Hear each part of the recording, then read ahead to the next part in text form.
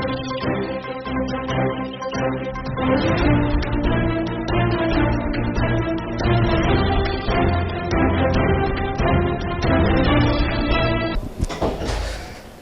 भाजपा चुनाव प्रबंध समिति के संयोजक नारायण जी पंचालिया साहब हमारे साथ हैं।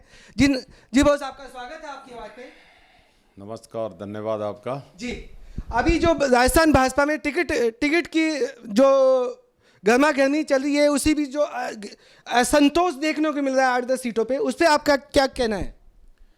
देखिए, भारतीय जनता पार्टी ने जो भी प्रत्याशी घोषित किए हैं उसमें किसी प्रकार का कोई विरोध नहीं है। हमने 124 की सूची जारी की।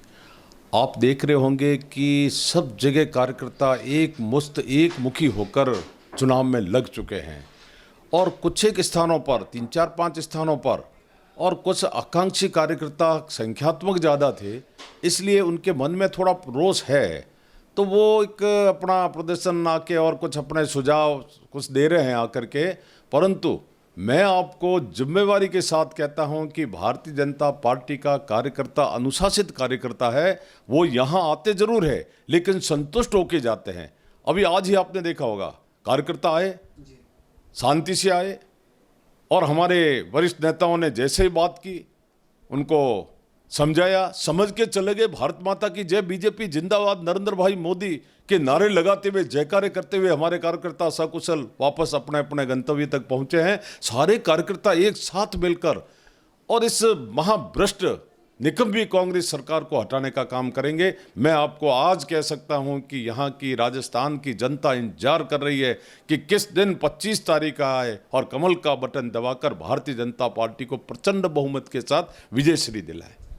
कुछ जगह अप्रत्यक्ष रूप से जो प्रत्याशी उतारे गए हैं उनका ये कहना है वो लोकल नहीं है, वो स्थानीय नहीं है, उसके बावजूद भी उनको उतारा गया है। जैसे मैं जयपुर की सांगानेर सीट की बात करें, जहां भूतपूर्व पहले प्रेजेंट में विधायक अशोक लाहौटी जी थे, उसके बावजूद आपने जो भरतपुर से हैं उनको यहाँ सांगानेर सीट से टिकट दिया है। आपका क्या कहना है? पहले तो मैं आपकी इस बात से बिल्कुल सहमत नहीं हूं कि भारतीय जनता पार्टी ने जिस प्रत्याशी को उतारा है वो बाहरी है। वो इसलिए कि भजन लाल जी भारतीय जनता पार्टी के 4 बार से महामंत्री है।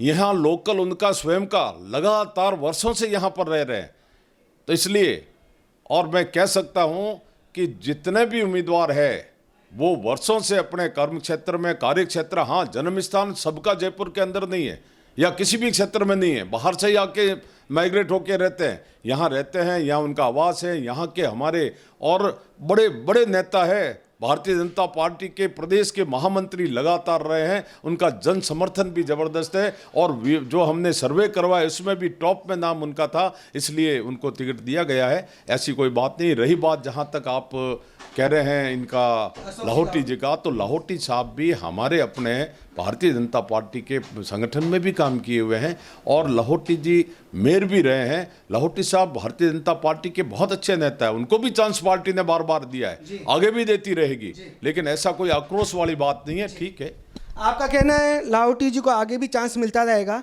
वैश्य समाज में कहीं ना कहीं आक्रोश है अभी तक सीटों का बहुत ज़्यादा। जैसे कालीचंद जी सराफ को दिया आपने मालवीय नगर से, वैश्य समाज चाहता है कि कम से कम 3 से 4 सीटें जयपुर में, क्योंकि वैश्य समाज 9-10 लाख में है, बहुमत में है जयपुर में और संख्या बल के हिसाब से भी। तो वैश्य समाज का जहाँ 3-4 सीटें हमेशा भाजपा देते आई है जयपुर से, वहाँ अभी तक 1 सीट के अलावा क्या आगे उम्मीद वैश्य समाज रखे? आप कह रहे हैं कि भाई वैश्य समाज को कितना मिलेगा, तो आप इतिहास उठा के देख लिए। आज़ादी के बाद भारतीय जनता पार्टी ने वैश्य समाज को पर्याप्त और प्रतिनिधित्व दिया है और आगे भी देंगे। और वैश्य समाज तो हमेशा ही vote bank Bharatiya Janata party का है और बिल्कुल उनके रग रग के अंदर भाजपा बसी हुई है। इसलिए मैं कहता हूं पूरा समाज भारतीय जनता पार्टी के साथ आज भी है और आगे भी रहेगा।